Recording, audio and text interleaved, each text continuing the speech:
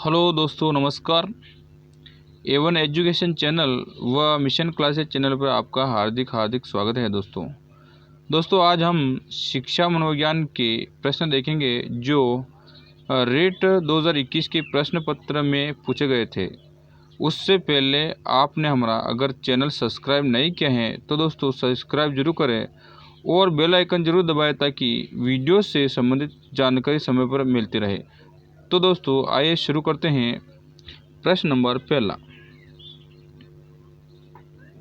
पहला है कि मानव विकास आजीवन चलता रहता है यद्यपि दो व्यक्ति बराबर नहीं होते हैं किंतु सभी सामान्य बालकों में विकास क्रमशः एक सा रहता है। यह कथन विकास के किस सिद्धांत की ओर संकेत करता है? ए सतत विकास सिद्धांत, बी परस्पर संबंध का सिद्धांत, सी समान प्रतिरूप सिद्धांत, डी सामान्य से विशेष अनुक्रियाओं का सिद्धांत। दोस्तों ये प्रश्न बहुत ही महत्वपूर्ण है अगले एग्जामों की दृष्टि से। तो दोस्तों इसका सही उत्तर होगा सी समान प्रतिरूप का सिद्धांत। प्रश्न नंबर दो है जीन पियाजे के अनुसार संज्ञानात्मक विकास की अंतिम अवस्था कौन सी है? जीन पियाजे के अनुसार संज्ञानात्मक विकास की अंतिम अवस्था कौन सी है? ए संवेदी पेशी अवस्था, बी अमूर्त सक्रियात्मक अवस्था, सी उत्तर सक्रियात्मक अवस्था, डी मूर्त सक्रियात्मक अवस्था। दोस्तों जीन पियाजे के अनुसार संज्ञानात्मक विकास की अंतिम अवस्था बी हो अमूर्त सक्रियात्मक अवस्था हो जाएगी। सही उत्तर होगा ऑप्शन बी नंबर अमूर्त सक्रियात्मक अवस्था। प्रश्न नंबर 3 है कि आनुवंशिकी के जनक A Gregor Mendel, B Thomas Hunt Morgan, C है जेम्स वाटसन और डी है चार्ल्स डार्विन। तो दोस्तों आनुवंशिकी के जनक है ए ग्रेगर मेंडल। सही उत्तर होगा ए ग्रेगर मेंडल। प्रश्न number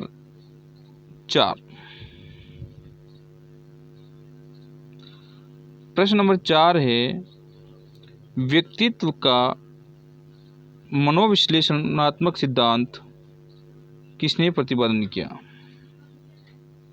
A Abraham Maslow, B Sigmund Freud, C Carl Rogers और डी जीन पियाजे।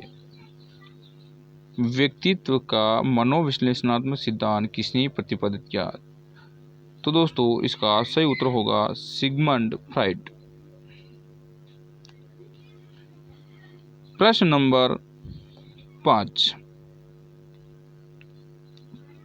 5 है एक 10 वर्षीय बालक की मानसिक आयु 12 है तो उसकी बुद्धि लब्धि होगी।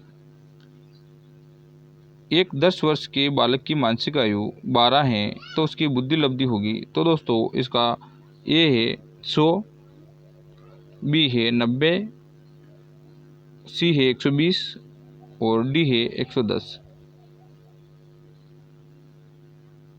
तो दोस्तों इसका सही उत्तर होगा सी ऑप्शन सही है अपना 120 होगा। प्रश्न नंबर 6 है कि अल्बर्ट बांडुरा द्वारा प्रस्तावित अधिगम का सिद्धांत। अल्बर्ट बांडुरा द्वारा प्रस्तावित अधिगम का सिद्धांत ए शास्त्रीय अनुबंध सिद्धांत, बी संज्ञानात्मक सिद्धांत, सी अंतर्दृष्टि अधिगम सिद्धांत और डी सामाजिक अधिगम सिद्धांत। तो दोस्तों इसका सही उत्तर होगा अल्बर्ट बांडुरा द्वारा प्रस्तावित है अधिगम का सिद्धांत जो सामाजिक अधिगम सिद्धांत के नाम से जाना जाता है। सही उत्तर होगा डी। प्रश्न नंबर 7 है रेमंड केटल द्वारा कितने व्यक्तित्व कार्य प्रस्तावित किए गए? ए 5, बी 14, सी 16 और डी 8। रेमंड केटल द्वारा कितने व्यक्तित्व कारक प्रस्तावित किए गए दोस्तों? तो दोस्तों इसका सही उत्तर होगा रेमंड केटल द्वारा व्यक्तित्व के कारक प्रस्तावित किए वो 16 थे। सही उत्तर होगा सी 16। प्रश्न नंबर 8। प्रश्न नंबर 8 है कि निम्न में से कौन सा मास्लो की आवश्यकता के पदानुक्रम में सम्मिलित नहीं है? निम्न में से कौन सा मास्लो की आवश्यकताओं के पदानुक्रम में सम्मिलित नहीं है? ए दैहिक आवश्यकताएं, बी व्यक्तिवाद एवं समूहवाद, सी स्नेह व संबद्धता और डी आत्मसिद्धि।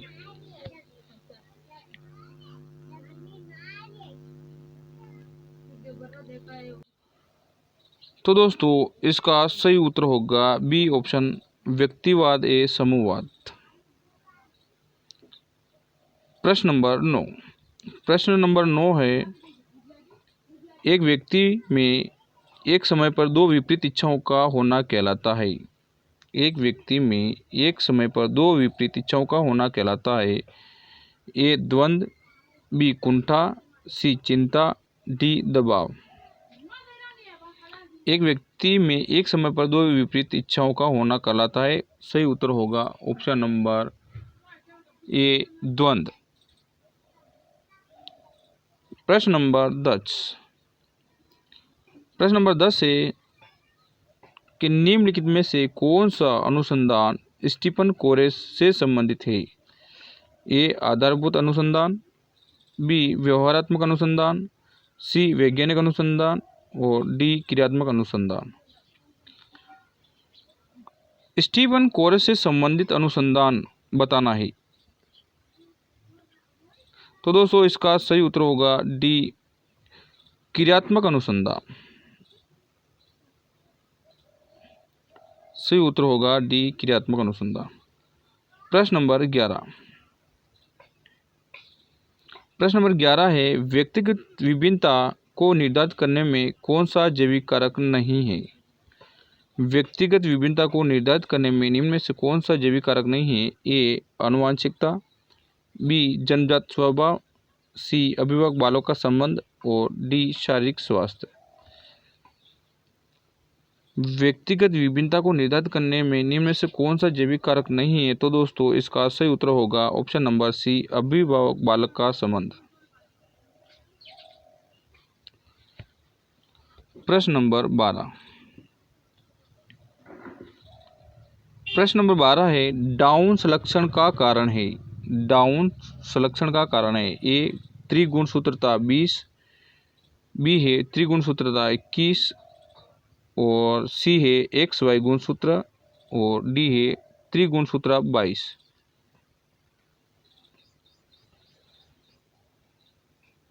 तो दोस्तों इसका सही उत्तर होगा त्रिगुणसूत्रता 21। सही उत्तर होगा ऑप्शन नंबर बी डाउन संलक्षण का कारण है।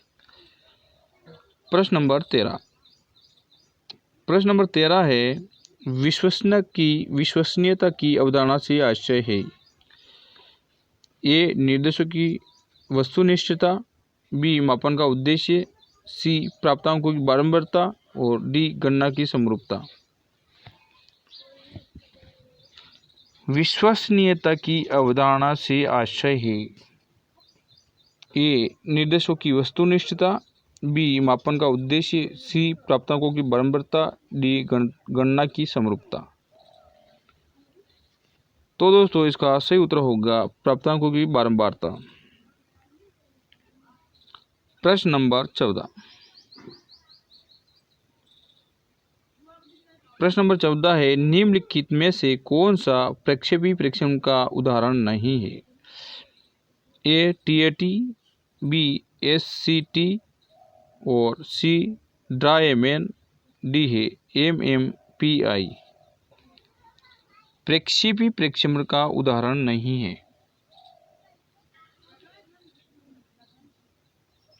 तो दोस्तों इसका सही उत्तर होगा डी एमएमपीआई।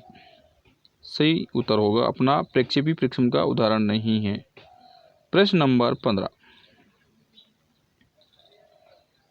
प्रश्न नंबर 15 है बहुबुद्धि का सिद्धांत किसने प्रतिपादित किया? ए Howard gardener, B gene पियाजे, C David किवेसलर, D Erik Erikson.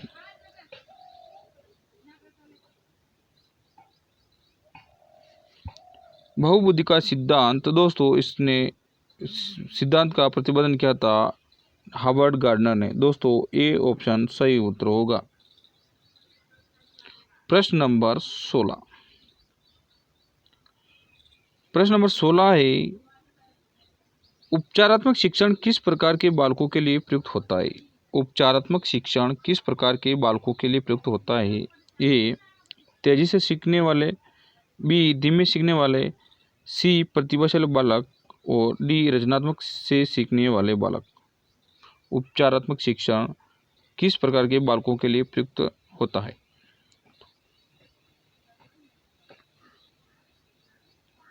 तो दोस्तों इसके सही उत्तर होगा उपचारात्मक शिक्षण धीमे सीखने वालों बच्चों के लिए उपयुक्त होता है। सही उत्तर होगा बी ऑप्शन सही। प्रश्न नंबर 17। प्रश्न नंबर 17 है कि शिक्षण की खेल कूद विधि किस सिद्धांत पर आधारित है? शिक्षण की खेल कूद विधि किस सिद्धांत पर आधारित है? ए शिक्षण के विधियों की सिद्धांत, शिक्षण की विधियों के सिद्धांत, बी वृद्धि और विकास का सिद्धांत, सी शिक्षण और समाजशास्त्री सिद्धांत और डी शारीरिक शिक्षा कार्यक्रम। तो दोस्तों शिक्षण की खेल कूदी विधि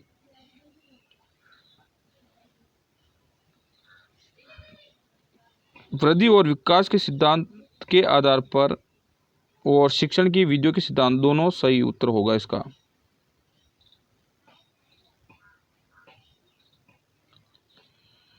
प्रश्न नंबर 18।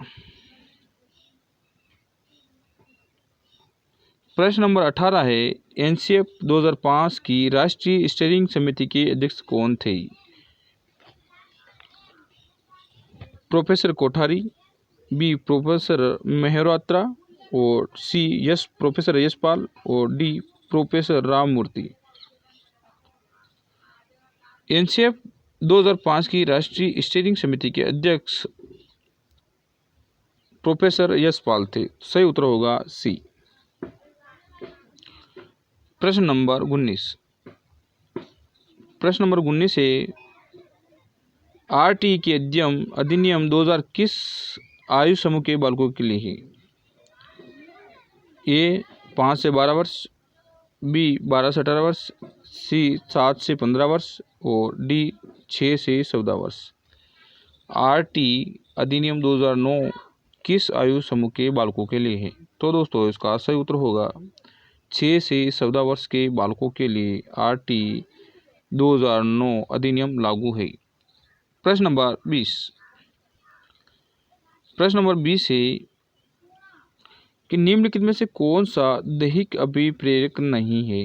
निम्नलिखित में से कौन सा दैहिक अभिप्रेरक नहीं है? ए उपलब्धि, बी भूख, सी प्यास, डी नींद। दैहिक अभिप्रेरक नहीं है, तो दोस्तों इसका सही उत्तर होगा उपलब्धि। प्रश्न नंबर 21। प्रश्न नंबर 21 है, एनसीएफ 2005 के अनुसार गणित शिक्षण का प्रमुख उद्देश्य है? ए शिक्षकों का प्रशिक्षण, बी कक्षा अधिगम, सी बालक के चिंतन का गणितीकरण और डी गणित की विषय वस्तु। तो दोस्तों इसका सही उत्तर होगा ऑप्शन नंबर सी बालक के चिंतन का गणितीकरण।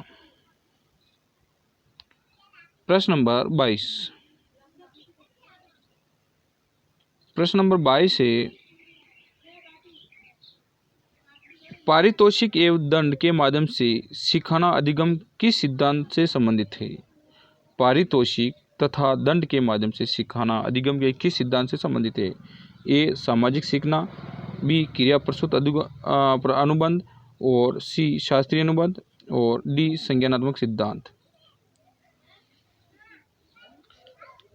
पारितोषिक तथा दंड के माध्यम से सिखाना अधिगम क्रिया प्रसूत अनुबंध होता है। दोस्तों ऑप्शन नंबर बी सही उत्तर होगा। प्रश्न नंबर 23। निम्न में से कि कौन सी प्रक्रिया बालक के दौरान सीखने से संबंधित नहीं है? निम्नलिखित में से कौन सी प्रक्रिया बाल्यावस्था के दौरान सीखने से संबंधित नहीं है? ए पूर्व अनुभव, बी प्रतिबिंबन, सी कल्पना और डी तर्क। तो दोस्तों इसका सही उत्तर होगा कल्पना। प्रश्न नंबर 24।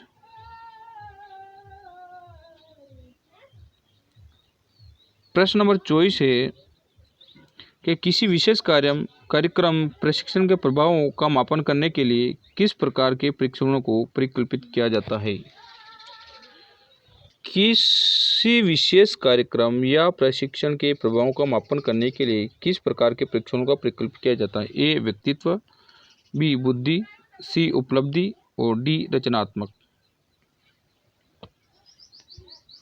तो दोस्तों इसका सही उत्तर होगा उपलब्धि। प्रश्न नंबर 25। प्रश्न नंबर 25 है कि विकास की किस अवस्था में एक व्यक्ति व्यावसायिक समायोजन की समस्या का सामना करता है? विकास की किस अवस्था में एक व्यक्ति व्यावसायिक समायोजन की समस्या का सामना करता है? ए वृद्धावस्था, बी किशोरावस्था, सी बाल्यावस्था, डी शिशु अवस्था।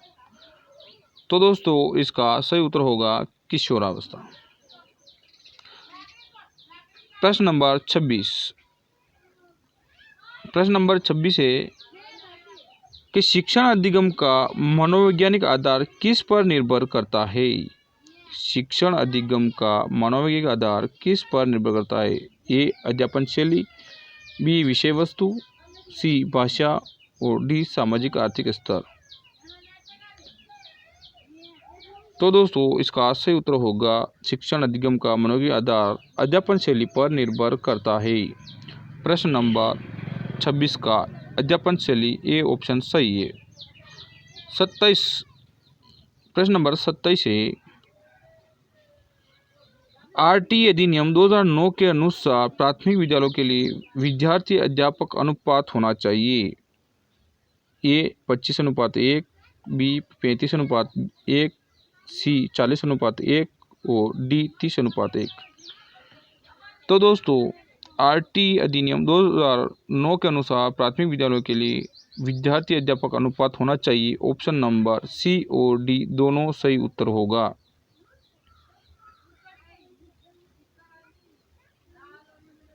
दोनों उत्तर सही है। प्रश्न नंबर 28। प्रश्न नंबर 28 का है मध्यावधि परीक्षा एक उदाहरण है। मध्यावधि परीक्षा एक उदाहरण है। ए रचनात्मक मूल्यांकन, बी मानदंड संदर्भित मूल्यांकन और सी योगात्मक मूल्यांकन और डी है नैदानिक मूल्यांकन का। तो दोस्तों मध्यावधि परीक्षा का एक उदाहरण है एक योगात्मक मूल्यांकन। इसका सही उत्तर होगा योगात्मक मूल्यांकन। प्रश्न नंबर 29। प्रश्न नंबर 29 है कौन सा रोग वंशानुगत है? ए ADHD, बी है फिनाइलकेटोन्यूरिया, सी है पार्किंस और डी है HIV एड्स। कौन सा रोग वंशानुगत है? तो ए है ADHD, बी है फिनाइलकेटोन्यूरिया, सी है पार्किंस और डी है HIV एड्स। तो दोस्तों इसका सही उत्तर होगा फिनाइलकेटोन्यूरिया। सही उत्तर उसका सही होगा। प्रश्न नंबर 30 है। प्रश्न नंबर 30 है निम्नलिखित में कौन सा बुद्धि का निष्पादन परीक्षण है? ए भाटिया बैटरी, बी रोशा परीक्षण, सी WAIS और डी रेवेन का SPM। निम्नलिखित में से कौन सा बुद्धि का निष्पादन परीक्षण है? ए भाटिया बैटरी, बी है रोशा परीक्षण, सी है WIS और डी है रेवेन का SPM। तो दोस्तों इसका सही उत्तर होगा भाटिया बैटरी परीक्षण, बुद्धि का निष्पादन परीक्षण होता है।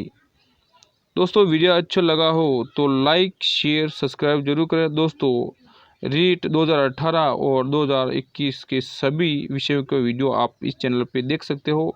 और ज़्यादा से ज़्यादा वीडियो को शेयर करो, लाइक करो और सब्सक्राइब करो। चैनल को ज़्यादा से ज़्यादा सब्सक्राइब करो और शेयर करो दोस्तों। धन्यवाद।